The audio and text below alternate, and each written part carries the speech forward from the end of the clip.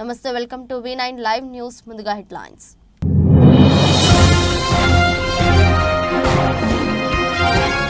భూమి లోపల మహాసముద్రం, 700 కిలోమీటర్ల లోతులో భారీగా నీరు.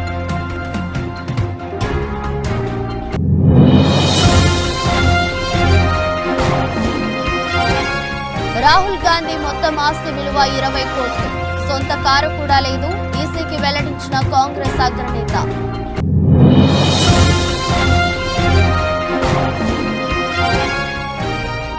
చంద్రబాబు దొంగ నాటకాలు ఆడుతున్నారు, మండిపడ్డ పేర్ని నాని.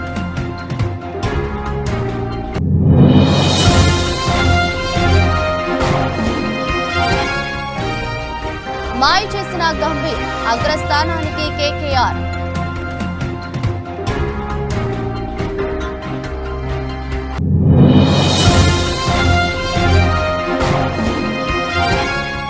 విజయ్ దేవరకొండ అబద్ధాలు చెప్పట్లేదు, అతను మిడిల్ క్లాస్. నెటిజన్ కి కౌంటర్ ఇచ్చిన నిర్మాత ఎస్కేఎన్.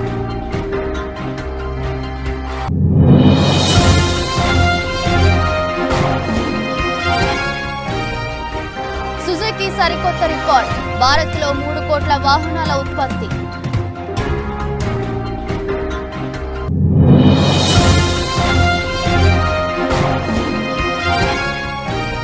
పసిడి బగబగలు, 70,000 మార్కును దాటిన 10 గ్రాముల బంగారం ధర. భూమికి సంబంధించి ఒక కొత్త విషయాన్ని పరిశోధకులు కనుగొన్నారు. భూమి లోపల 700 కిలోమీటర్ల లోతులో అపారమైన జల సంపద దాగి ఉన్నదని, ఇది ఒక మహాసముద్రం లాంటిదని అమెరికాలోని నార్త్ వెస్టర్న్ యూనివర్సిటీకి చెందిన పరిశోధకులు తెలిపారు.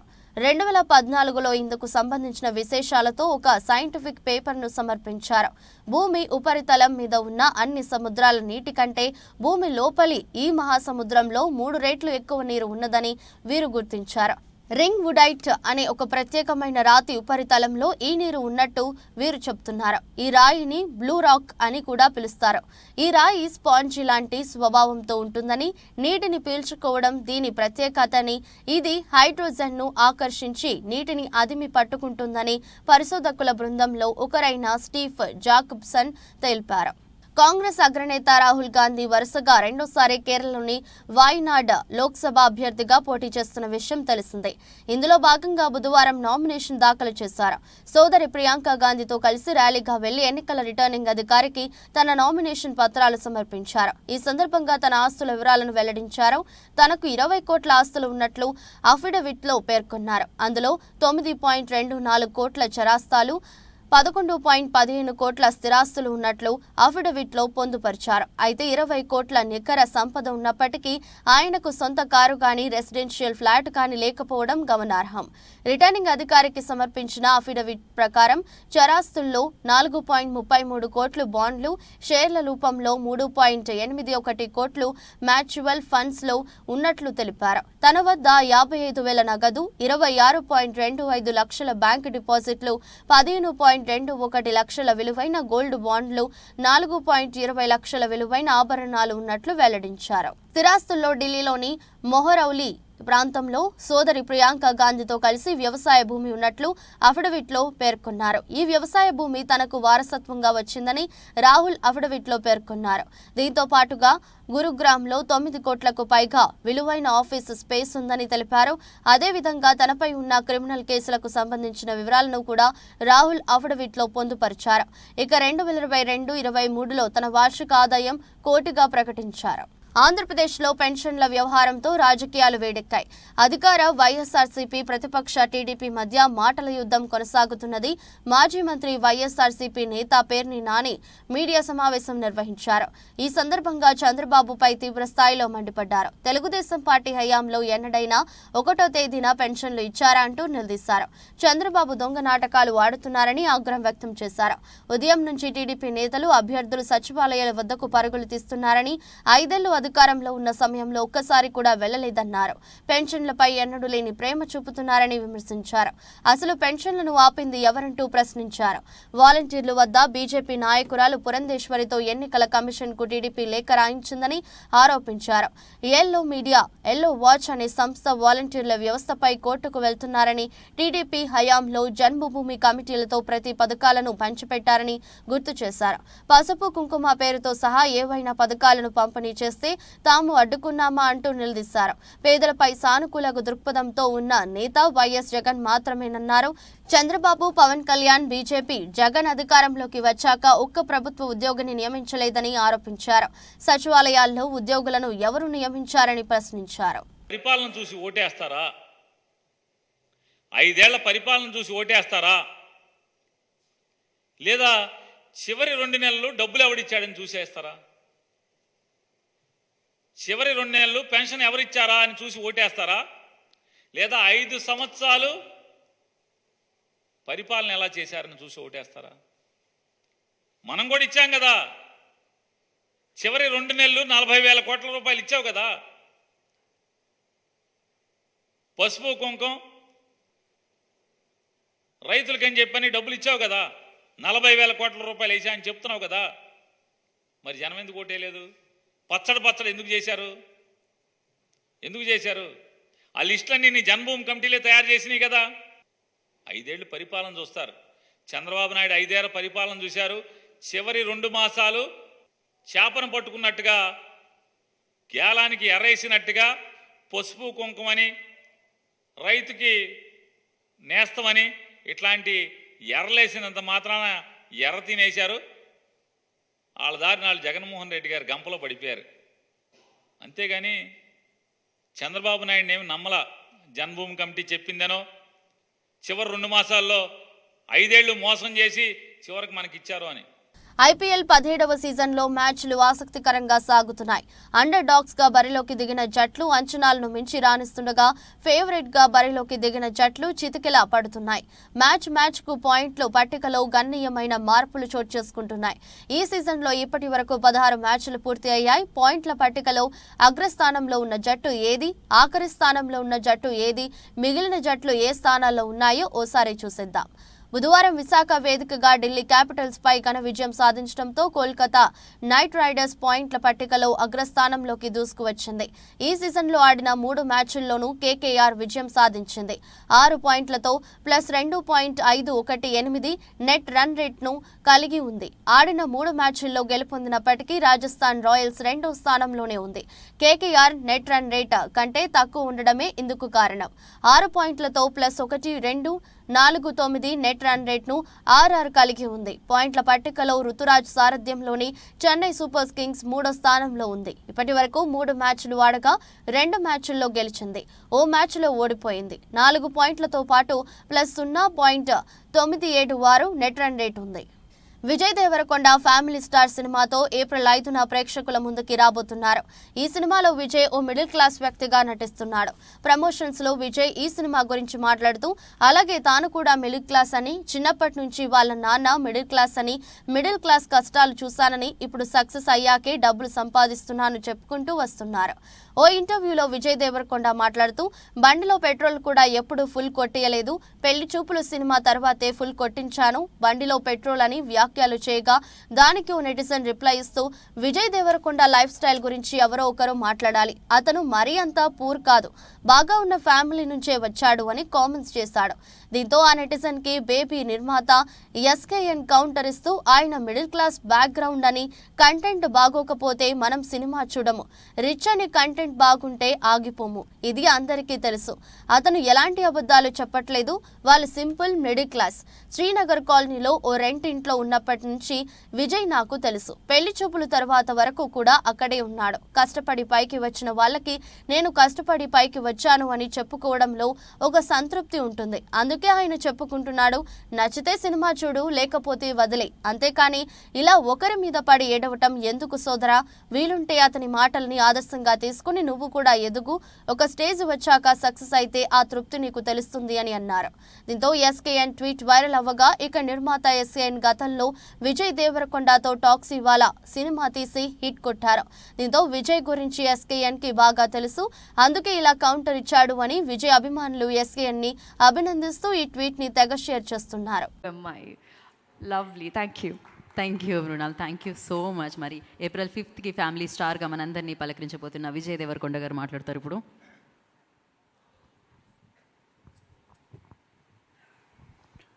అందరికీ నమస్కారం. ఈ ప్రెస్ మీట్ చూస్తున్న అందరికీ, ఇక్కడ ఉన్న ప్రెస్ ఫ్యామిలీ అందరికీ నమస్కారం.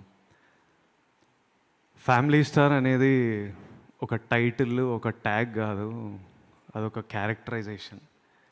మనందరి ఫ్యామిలీలో ఎవరో ఒకరు ఉంటారు, వాళ్ళు ఉంటే మనకు ధైర్యం అనిపిస్తుంది. వాళ్ళు మనకు ధైర్యాన్ని ఇస్తారు, మనకు ప్రేమిస్తారు. ఏదైనా ప్రాబ్లం వస్తే వీళ్ళతో మాట్లాడుకోవచ్చు, వీళ్ళు చూసుకుంటారు, నా వెనుక వీళ్ళు ఉన్నారు. వాళ్ళు ఫ్యామిలీ స్టార్. ఈ సినిమాలో నా పాత్ర ఆ ఫ్యామిలీ స్టార్. ఫ్యామిలీకి ధైర్యం ఇచ్చేటోడు, ఏ ప్రాబ్లం వచ్చినా ముందు నిలబడేటోడు, అందరికీ వెనక నుంచి సపోర్ట్ చేసేటోడు. నా ఫ్యామిలీ స్టార్ గోవర్ధన్ రావు, మా నాన్న. Govardhan Rao, I love you, thank you for everything. నేను కథ విన్నప్పుడు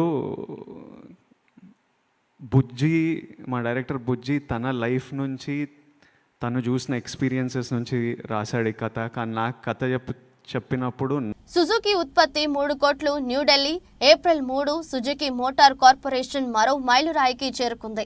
భారత్లో సంస్థ 3 కోట్ల వాహనాలను ఉత్పత్తి చేసింది.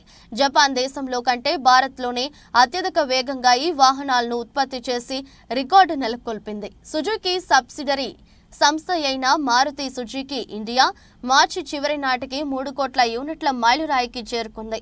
జపాన్లో 55 ఏండ్లు 2 నెలల్లో ఈ మైలురాయికి చేరుకోగా, అదే భారత్లో 40 ఏండ్లు 4 నెలల్లోనే ఈ రికార్డు సృష్టించడం విశేషం. భారత్లో సంస్థ డిసెంబర్ 1983 నుంచి ఉత్పత్తిని ప్రారంభించింది. వీటిలో హర్యానాలో ఉన్న ప్లాంట్లో 2.68 కోట్ల వాహనాలు ఉత్పత్తి చేయగా, గుజరాత్ ప్లాంట్లో 32 లక్షలు ఉత్పత్తి చేసింది. ఈ మైలురాయికి చేరుకోవడంలో మారుతి 800 కీలక పాత్ర పోషించింది. 29 లక్షల యూనిట్లు ఈ మోడలే అమ్ముడయ్యాయి. దీంతో పాటు Alto 800, Alto K10, Swift, WagonR, Dzire, Baleno, Brezza, Ertiga మోడళ్లు ఉన్నాయి. దేశంలో పసిడి ధరల జోరు కొనసాగుతుంది. రోజురోజుకు బంగారం ధరలు రికార్డు స్థాయిలో దూసుకుపోతూ ఆల్ టైమ్ గరిష్ట స్థాయికి చేరుకుంటున్నాయి. తాజాగా 10 గ్రాముల స్వచ్ఛమైన బంగారం ధర ఏకంగా 70,000 మార్కును దాటింది.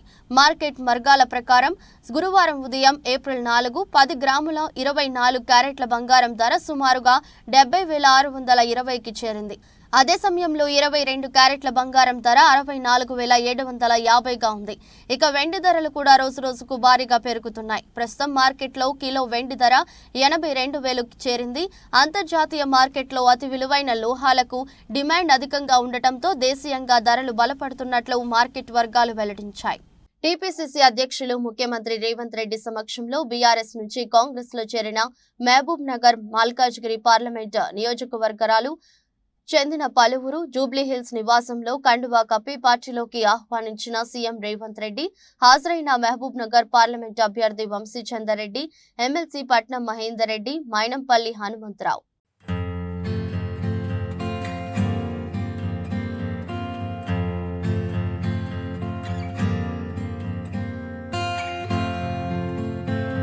సంగారెడ్డి జిల్లా హత్నూర్ మండలం చందాపూర్ శివారులో కెమికల్ పరిశ్రమలో పేలుడుపై మంత్రి దామోదర్ రాజనరసింహ దిగ్భ్రాంతి వ్యక్తం చేశారు.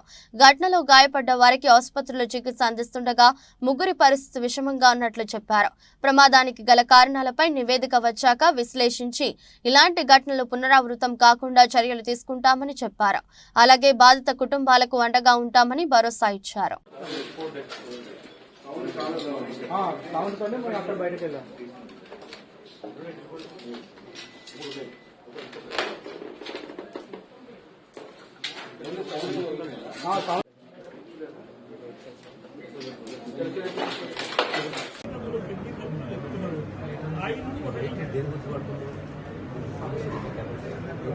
కేసు మనం వంట ఇన్స్పెక్టర్ పెట్టేస్తాం.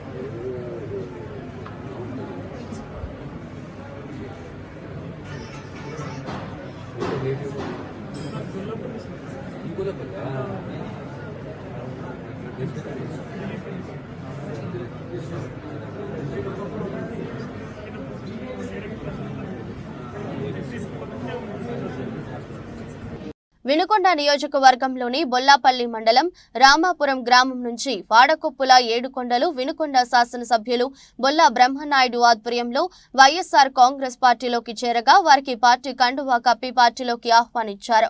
వినుకొండ శాసనసభ్యులు బొల్లా బ్రహ్మనాయుడు పార్టీ చేరిన ప్రతి ఒక్కరూ వైఎస్ఆర్ కాంగ్రెస్ పార్టీ కుటుంబ సభ్యులని, వీరికి పార్టీలో తగిన గుర్తింపు, గౌరవం ఉంటుందని తెలిపారు.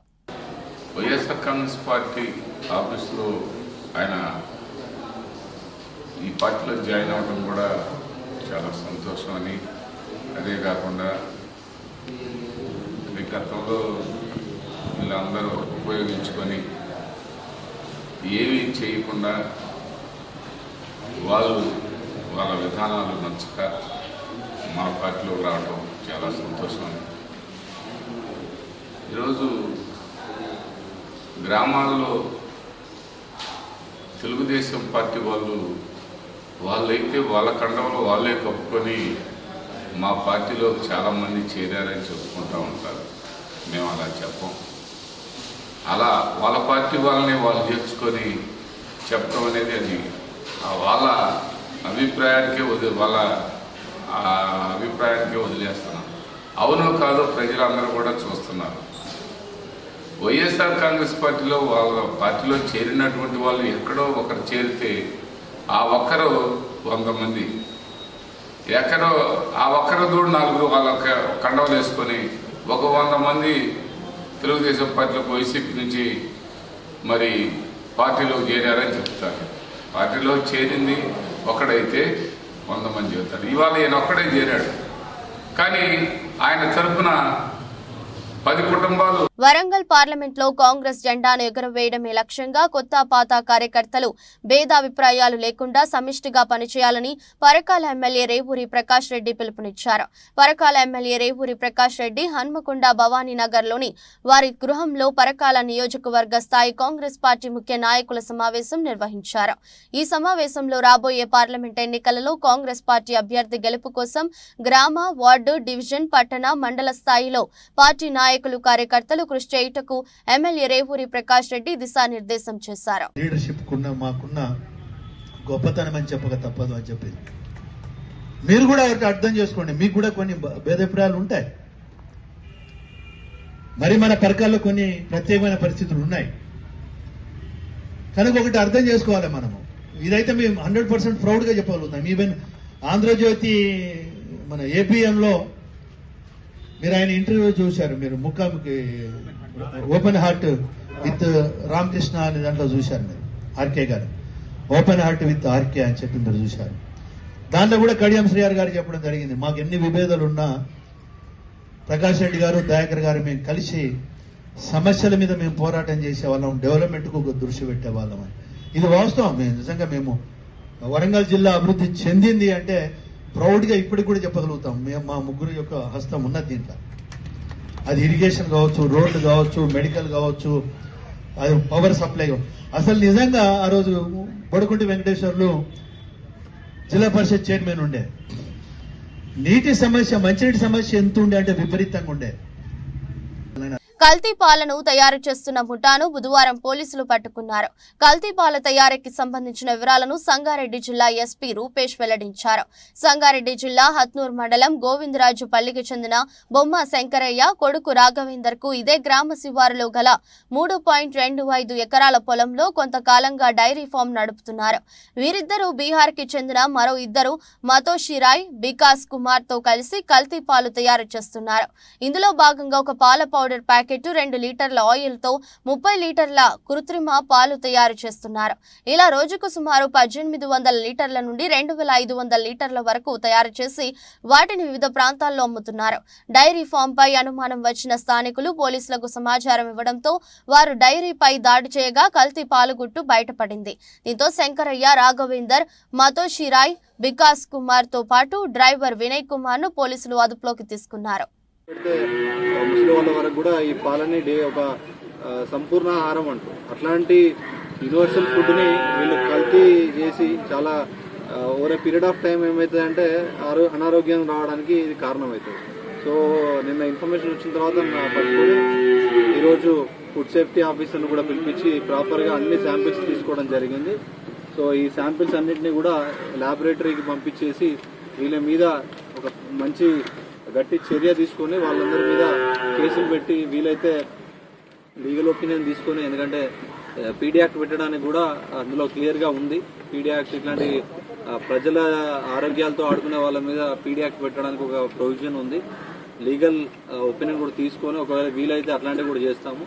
ఈ ఇన్ఫర్మేషన్ వచ్చిన వెంబడే దాదాపు సంగారెడ్డిలో ఉన్న అన్ని డైరీస్లో కూడా మార్నింగ్ నుండి ఇప్పటి వరకు వివిధ ప్లేసెస్లలో డైరీలు అన్నింటినీ కూడా చెక్ చేయడం జరిగింది. సో ఇప్పటి వరకు దాదాపుగా చెక్ చేసిన వాటిలో ఏం రాలేదు ఇది తప్ప. ఇంకా ఇక ముందు కూడా ప్రజలకు ఎక్కడైనా అనుమానం వచ్చి ఇట్లాంటి కల్తీ ఆహార పదార్థాలు తయారు చేస్తున్నారు, కల్తీ పాలు తయారు చేస్తున్నారు, ఇంకా ఈ అల్లం వెల్లుల్లి పేస్ట్ కల్తీ తయారు చేస్తున్నారు, ఏ ఇన్ఫర్మేషన్ వచ్చినా కూడా సంబంధిత పోలీస్ స్టేషన్లో కానీ పోలీస్ కంట్రోల్ రూమ్ కానీ ఇన్ఫర్మేషన్ ఇవ్వాలి. సో దీనిలో ఇప్పటి వరకు దాదాపుగా 5గురిని అరెస్ట్ చేయడం జరిగింది. దానిలో ఈ మెషినరీ మరియు ఈ దీనికి చేయాల్సిన అన్ని మెటీరియల్ని కూడా సీజ్ చేయడం జరిగింది. సో ఇంకా ఏమున్నా ప్రజలకు ఎప్పుడు డౌట్ వచ్చినా కూడా మాకు ఇన్ఫర్మేషన్ ఇవ్వండి. అలాగే మీడియా ప్రతినిధులందరికీ కూడా ఒక రిక్వెస్ట్, ఎప్పుడు కానీ మీరు ఎందుకంటే జిల్లాలో పోలీసుల కంటే మీరు ఎక్కువ తిరుగుతూ ఉంటారు, ఎందుకంటే మీ పోలీసులు ఎంతమంది ఉన్నారో మీరు కూడా అంత ఉంటారు కాబట్టి మీకు ఇన్ఫర్మేషన్ కూడా చాలా ఎక్కువగా వస్తూ ఉంటుంది. సో ఎట్లాంటి ఇన్ఫర్మేషన్ ఏదున్నా, ప్రజల ఆరోగ్యానికి సంబంధించిన ఇన్ఫర్మేషన్ ఏదున్నా please share with the police, so that మేము డెఫినెట్గా వాళ్ళ మీద యాక్షన్ తీసుకొని ఇట్లాంటి ప్రజల అనారోగ్యానికి సంబంధించి ఏవైతే ఇష్యూస్ ఉన్నాయో వాటన్నిటి మీద కూడా చాలా సీరియస్గా యాక్షన్ తీసుకోవడం జరుగుతుంది. రావులపాలెంలో పసుపుపతి చంద్రబాబు బహిరంగ సభకు జనం అరకొరగా రావడంతో అసహనానికి గురై ముఖ్యమంత్రి జగన్మోహన్ రెడ్డి మరియు నాపై అసంబద్ధ అసత్య ఆరోపణలు చేశారని ఎమ్మెల్యే అభ్యర్థి జగ్గిరెడ్డి అన్నారు.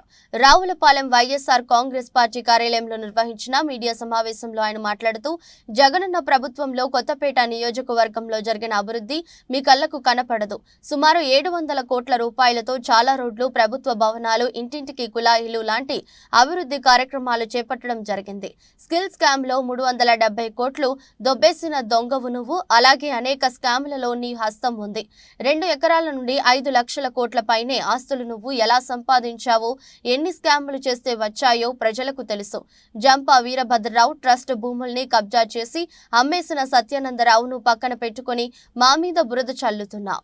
కొత్తపేట నియోజకవర్గం రావులపాలెం గ్రామానికి ఈ రాష్ట్ర ప్రతిపక్ష నాయకుడు గారు రావడం జరిగింది, నారా చంద్రబాబు నాయుడు గారు. వారు వచ్చి ఓటమి భయంతో ఇప్పటికే కొత్తపేట నియోజకవర్గం 3-4 సార్లు ఆయన రావడం జరిగింది. ఆయన కళ్ళలో ఓటమి భయం కనిపిస్తూ ఉంది.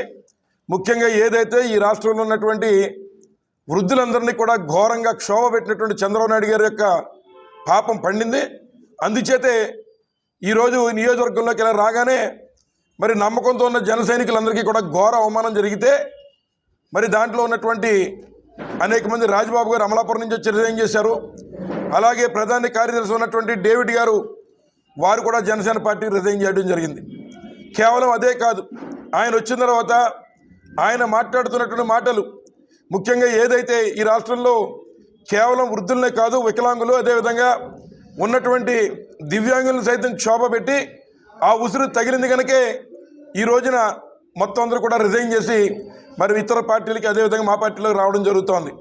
అలాగే ఏదైతే కొత్తపేట నియోజకవర్గంలో ఆయన మాట్లాడినటువంటి అబద్ధాలు, ఏదైతే మరి డ్వాక్రా గ్రూప్ మహిళలకి గ్రూపుల్ని నేనే మొదలుపెట్టించారనే అబద్ధాలు చెప్తున్నారు ఆయన. ముఖ్యంగా ఏదైతే ఆనాడు వారి మేనిఫెస్టోలో మాటిచ్చి డ్వాక్రా గ్రూపుని ఘోరంగా మోసం చేసేటువంటి నాయకుడు చంద్రబాబు నాయుడు గారు అని చెప్పి సందర్భంగా మనం చేస్తున్నా.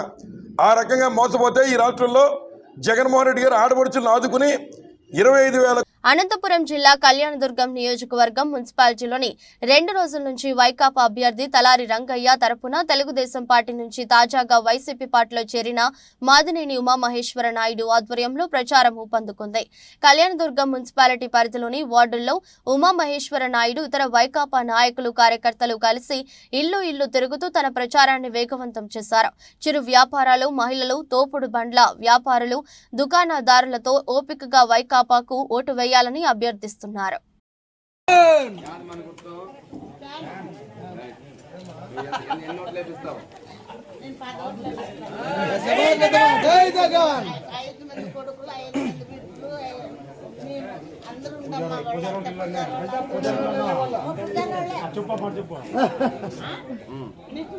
చూడ పెద్దమ్మ చెప్పినట్లు మనం అందరూ ఒక్కొక్కరు 10 ఓట్లు వేపిస్తే ఇంకేం మనం ప్రచారం చేసే పని లేదు.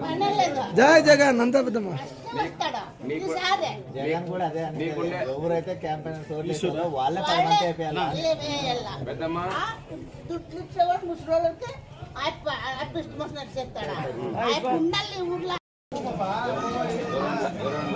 అడిగినారా? అన్ని ఇంటికి వస్తున్నాయి. మరి ఇప్పుడు 5 సంవత్సరాలు ఆయన పని చేశాడు మనకు. మనం ఏం చేద్దాం ఇప్పుడు ఎలక్షన్లో? గుర్తు యాదవ్ ఎన్నోట్లు లేపిస్తావు మరి? నీకు దగ్గర చాలా మంది వస్తారు. చెప్పాలి మరి మన కృతజ్ఞతగా చేయాలి కదా. అల్లాదుర్గంలో నూతనంగా ఏర్పాటు చేస్తున్న మున్సిఫ్ మెజిస్ట్రేట్ కోర్టు భవనాన్ని మెదక్ జిల్లా సెషన్ కోర్టు జిల్లా జడ్జి లక్ష్మీ శారద బుధవారం సాయంత్రం పరిశీలించారు. అల్లాదుర్గంలోని ఎస్సీ బాలికల వసతి గృహాన్ని అల్లాదుర్గం మున్సిప్ మెజిస్ట్రేట్ కోర్టుగా ఏర్పాటు చేశారు. గత 15 సంవత్సరాల నుండి ఈ వసతి గృహానికి మైనర్ రిపేర్లు చేయలేదు. ఇందులో కోర్టు ఏర్పాటు అవుతున్నందున మైనర్ రిపేర్ల కోసం ప్రభుత్వ పరంగా 20 లక్షలతో పనులు జరుగుతున్నాయి. బిల్డింగ్ పైన సీలింగ్ వాటర్ ప్రూఫ్ కు 6 లక్షలు, స్లీపింగ్ మైనర్, మరుగుదొడ్ల నిర్మాణం, పెయింట్, ఎలక్ట్రీషియన్, కిటికీలు, ఫ్యాన్స్ తదితరమైన రిపేరింగ్ కు నిధులు మంజూరు కాగా ఈ నిధులతో పనులు పూర్తి చేసినట్లు అధికారులు తెలిపారు.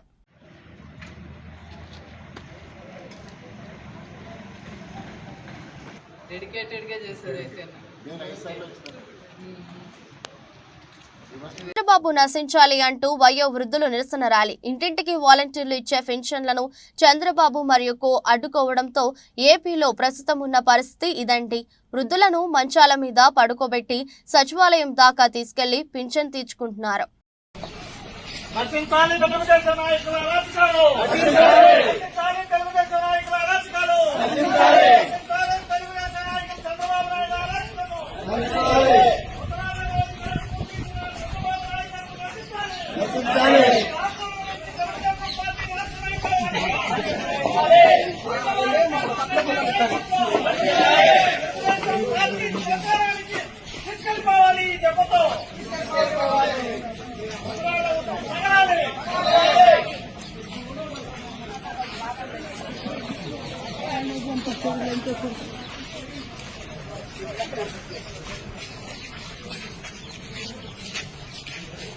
వార్తలు ముగించే ముందు మరోసారి హెడ్లైన్స్.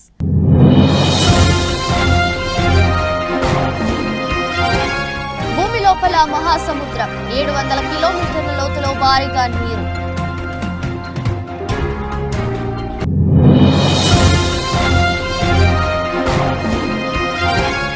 రాహుల్ గాంధీ మొత్తం ఆస్తి విలువ 20 కోట్లు, సొంత కారు కూడా లేదు, ఈసీకి వెల్లడించిన కాంగ్రెస్ అగ్రనేత.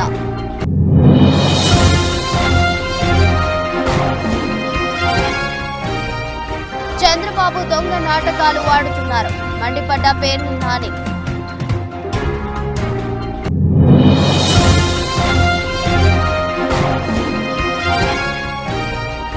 మాయ చేసిన గంభీర్, అగ్రస్థానానికి కేకేఆర్.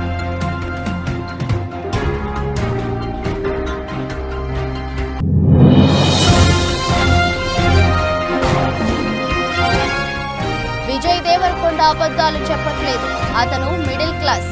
నెటిజన్ కి కౌంటర్ ఇచ్చిన నిర్మాత ఎస్కేఎన్.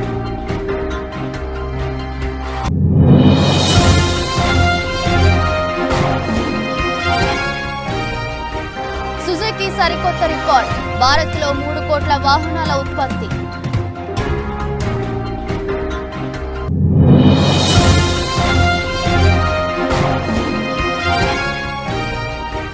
బగబగలు 70,000 మార్కును దాటిన 10 గ్రాముల బంగారం ధర. ఇదోస్ట్ బులెటిన్ మరో బులెటిన్లో మళ్ళీ కలుద్దాం. అంతవరకు సెలవు, నమస్కారం.